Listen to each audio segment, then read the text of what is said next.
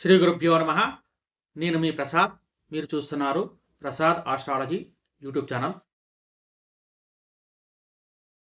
ఈ వీడియోలో మనం నామకరణము ఏ విధంగా చేస్తారు, అంటే పేర్లను ఏ విధంగా నిర్ణయిస్తారు అనేది ఇప్పుడు మనం ఈ వీడియోలో చూద్దాం. అయితే నేను గతంలోనే ఒక వీడియో చేశాను, లఘు బ్రహ్మయామిలము అనే గ్రంథం నుండి. అందులో పేర్లు ఏ విధంగా ఉన్నాయి అనేది ఒక వీడియో చేశాను.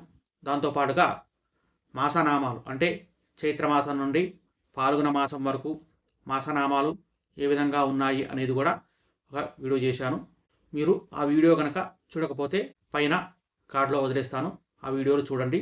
ఇక ఈ పేర్లు మామూలుగా ఏ విధంగా నిర్ణయిస్తారంటే, ఒక అమ్మాయి కానీ ఒక అబ్బాయి కానీ పుట్టాక మామూలుగా ఒక దైవజ్ఞుడి దగ్గరికి వెళ్ళి మామూలుగా ఏ నక్షత్రంలో పుట్టారు అనేది తెలుసుకుంటారు. దాంతోపాటుగా వాళ్ళు అక్కడే అడుగుతారనమాట, మా అమ్మాయికి ఏ అక్షరం మీద పేరు వచ్చింది అని వాళ్ళు అడుగుతారు. అయితే మామూలుగా చెప్పాలంటే మన శాస్త్రాల్లో ఈ విధంగా ఉందన్నమాట. అంటే అటు మాసనామము, దాంతోపాటుగా నక్షత్రనామము, దాన్నే జన్మనామము అని కూడా పిలుస్తారు. మూడవది వ్యవహారనామము అనేది ఉంటుందన్నమాట. అయితే మాసనామమును అంటే ఏ మాసంలో పుడతారో ఆ మాసాన్ని బట్టి అమ్మాయికైతేనేమో లక్ష్మీదేవి పేరును, అదే అబ్బాయికైతేనేమో విష్ణుమూర్తి పేరును నిర్ణయిస్తారు. ఇక జన్మనామము అంటే నక్షత్రం అన్నమాట. వాళ్ళు ఏ నక్షత్రంలో పుట్టారో, ఏ పాదంలో పుట్టారో ఆ పాదానికి ఏ అక్షరం వస్తుందో తెలుసుకొని దాన్ని బట్టి ఒక పేరు నిర్ణయిస్తారు. ఇది రెండవది. దాని తర్వాత వ్యవహారణం అనేది ఈ అబ్బాయికి ఈ రెండు పేర్లు కాకుండా మూడో పేరు పెట్టుకునే ఛాయిస్ అటు ఆ యజమానికి కానీ వాళ్ళ కుటుంబ సభ్యులకే ఉంటుందన్నమాట. ఇదే ఫైనల్ పేరు అన్నమాట. ఇది వ్యవహారనామము. దీన్నే స్కూల్ రిజిస్టర్లో కానీ లేదా వాళ్ళ ఆధార్ కార్డులో కానీ పాన్ కార్డులో కానీ ఇట్లా వాళ్ళకి సంబంధించిన అన్ని డాక్యుమెంట్లలో ఈ పేరే ఉంటుందన్నమాట. ఇది ఫైనల్ పేరు అన్నమాట. ఈ విధంగా మామూలుగా జరిగే ప్రాసెస్ అన్నమాట ఇదంతా. అయితే వాళ్ళు మామూలుగా మాసం నుంచి వచ్చేటువంటి పేరుని తీసుకొని అలాగే జన్మనామాన్ని కూడా తీసుకుంటారు. ఈ రెండు మాత్రం జ్యోతిష్కుడి దగ్గర సలహా ప్రకారంగా వాళ్ళు వెళ్తారనమాట. అయితే మామూలుగా 21వ రోజు అంటే బారసాల జరిగే సందర్భంలో వాళ్ళ ఆచారాన్ని అనుసరించి ఒక ప్లేట్లో బియ్యం పోసి ఒక 2 అడ్డగీతలు గీస్తారనమాట. పై గీతలో మాసనామం నిర్ణయిస్తారు. అది ఏ విధంగా అంటే, ఉదాహరణకు ఒక అమ్మాయి గనక చైత్రమాసంలో గనక పుడితే ఆ అమ్మాయికి మాసనామము అనే కాలంలో భూమి అని రాస్తారనమాట. అదే చైత్రమాసంలో అబ్బాయి గనక పుడితే కృష్ణ అనే పేరు రాస్తారు. ఇక్కడ కేవలం లక్ష్మీదేవి అంటే అమ్మాయి పుడితే లక్ష్మీదేవి, అబ్బాయి పుడితే విష్ణుమూర్తి అనే పేరే ఎందుకు రాస్తారు అంటే, జనరల్గా మనకు తెలిసిందే, ఒక అమ్మాయి పుట్టిందంటే ఇంట్లో మహాలక్ష్మి పుట్టింది అని మన వాళ్ళు చెప్తూ ఉంటారనమాట.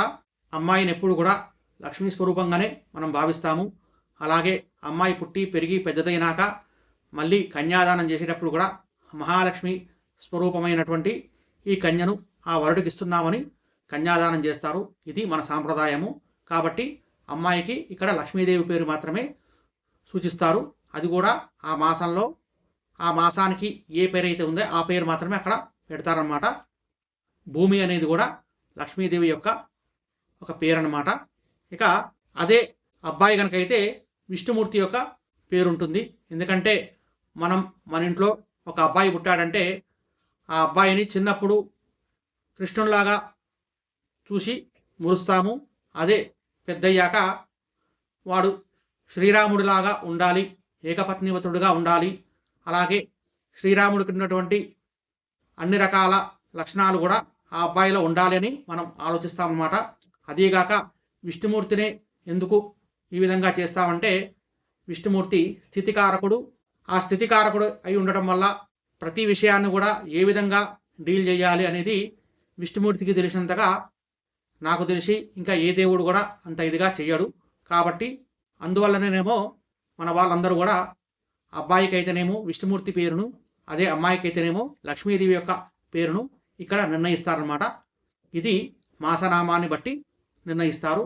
ఇక రెండో కాలంలో ఏమో ఒక అమ్మాయి కనుక అశ్విని నక్షత్రము 2వ పాదంలో కనుక పుడితే ఆ అమ్మాయికి చే అనే అక్షరం వస్తుందన్నమాట.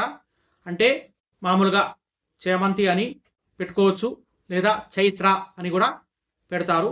ఇది అమ్మాయి యొక్క పేరు. అదే అబ్బాయి గనక ఆ టైంలో గనక అదే నక్షత్రము అదే పాదంలో గనక అంటే అశ్వని నక్షత్రము 2వ పాదంలో గనక పుడితే అక్కడ చే అనే అక్షరం వస్తుంది కాబట్టి చేతన్ కానీ చే చై కూడా వస్తుంది కాబట్టి చైతన్య అనే పేరు కూడా వస్తుందన్నమాట. ఈ విధంగా అక్కడ నక్షత్ర నామాన్ని పెడతారన్నమాట. ఇక మూడవది వ్యవహార నామము. ఈ వ్యవహార నామం అనేది ఆ శిశువు యొక్క తల్లిదండ్రులకు లేదా వాళ్ళ బంధువులకు మాత్రమే అది వదిలేసేది.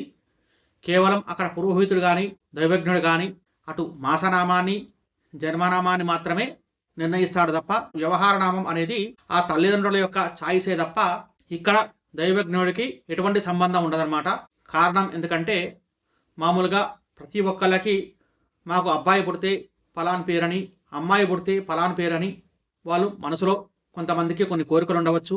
లేదా వాళ్ళ వంశాన్ని అనుసరించి కొంతమంది అటు శంకరుడి పేరు కానీ లేదా విష్ణుమూర్తి పేరు కానీ లేదా లక్ష్మీదేవి పేరు కానీ పార్వతీదేవి పేరు కానీ కొంతమందికి కులదేవతల యొక్క పేరు పెట్టుకునే ఆచారం కూడా ఉంటుంది.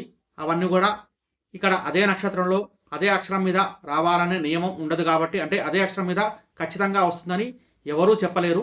కాబట్టి మరి ఆ పేరు ఆ విధంగా అంటే ఒక సపోజ్ ఉదాహరణకి ఎవరైనా వాళ్ళకి సంతానం కలగకపోతే ఒక దేవుడికి మొక్కుకోవచ్చు. స్వామి నాకు కనుక సంతానం కలిగితే నీ పేరు పెట్టుకుంటాను వాళ్ళు మొక్కుకోవచ్చు. ఆ పేరు పెట్టుకోవాలంటే ఖచ్చితంగా ఏదో ఒక అక్షరం మీద రావాలి. సపోజ్ వెంకటేశ్వర స్వామి పేరు పెట్టుకోవాలనుకుంటే వెంకటేశ్ అని కనుక ఎవరైనా పెట్టుకోవాలంటే వే అంటే మృగశిర నక్షత్రం ఉండాలన్నమాట. అందరూ మరి మృగశిర నక్షత్రంలో పుట్టాలని రూల్ ఏం లేదు కదా.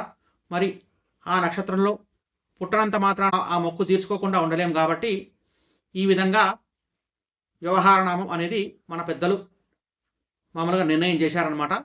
దీనికి సంపూర్ణమైన అధికారము ఆ శిశువు యొక్క తల్లిదండ్రులకు మాత్రమే చెందుతుందన్నమాట. కాబట్టి ఇక్కడ మాసనామము జన్మనామము వ్యవహార నామము అనే 3 పేర్లలో 2 పేర్లు మాత్రమే ఇక్కడ జ్యోతిష్కుడు నిర్ణయిస్తాడు. వ్యవహార నామం అనేది ఆ శిశువు యొక్క తల్లిదండ్రులు లేదా వాళ్ళ బంధువర్గాల సలహాను బట్టి నిశ్చయించుకుంటారు. ఇదే ఫైనల్గా ఉంటుందన్నమాట. అయితే వాళ్ళ గనక అటు మాసనామంలో కానీ లేదా నక్షత్రనామంలో కానీ వాళ్ళు అనుకున్న పేరు గనక వచ్చినా లేదా వాళ్ళకి ఆ పేరు నచ్చితే ఇక్కడ వ్యవహార నామంలో కూడా అదే పేరు రాయొచ్చు, తప్పేం ఉండదు అక్కడ. కానీ ఆ 2 పేర్లు మాత్రము ఉండవు. జనరల్గా వ్యవహార నామం మాత్రమే స్థిరమైన నామంగా కొనసాగుతుందన్నమాట. అయితే ఈ బియ్యంలో పేరు రాయడం అనేది అందరికీ ఉండదు. మామూలుగా ఈ బియ్యంలో పేరు రాయడంతో పాటు మామూలుగా బాయిలో చేద వేసి అలాగే ఉయ్యాలలో వేసి పేర్లు పెట్టే ఆచారం కూడా ఉంటుందన్నమాట. అక్కడ ఆ విధంగా చేసినా కూడా మాసనామాన్ని ఆ విధంగానే చెప్పాలి. అలాగే నక్షత్రనామాన్ని ఆ నక్షత్రనామాన్ని బట్టి చెప్తారు. దాని తర్వాత వ్యవహార నామం అనేది హిందువులందరూ కూడా ఆ అమ్మాయికి కానీ ఆ అబ్బాయి కానీ చెవిలో చెప్తారనమాట. ఇది ఈ పేర్లు పెట్టుకునేటువంటి విధానం. ఇదే కాక ఇంకా ఏమైనా ఆచారాలు కనుక ఉంటే అవి కనుక మీకు తెలిస్తే కామెంట్ రూపంలో తెలియజేయగలరు. ఇది ఈ పేర్లకు సంబంధించినటువంటి వీడియో. ఈ వీడియో కనుక మీకు నచ్చితే లైక్ చేయండి, షేర్ చేయండి. అలాగే మన ఛానల్ని కనుక సబ్స్క్రైబ్ చేసుకోకపోతే సబ్స్క్రైబ్ చేసుకోండి. గోబ్రాహ్మణేభ్యః శుభమస్తు నిత్యం. లోకాః సమస్తాః సుఖినో భవంతు. స్వస్తి.